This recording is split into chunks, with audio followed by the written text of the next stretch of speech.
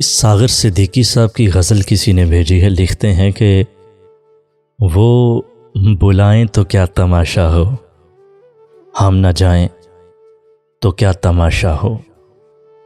ये किनारों से खेलने वाले डूब जाएं तो क्या तमाशा हो। बंदाए परवर जो हम पे गुजरी है, बंदाए परवर जो हम पे गुजरी है, हम बताएं तो क्या तमाशा हो।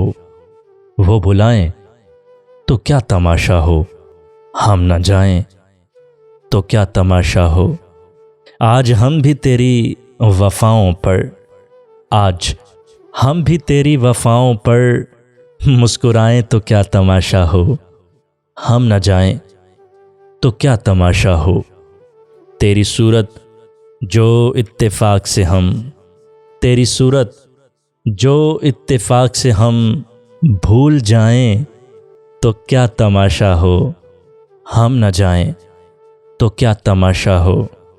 वक्त की चंद घड़ियां सागर, वक्त की चंद घड़ियां सागर लौट आएं तो क्या तमाशा हो।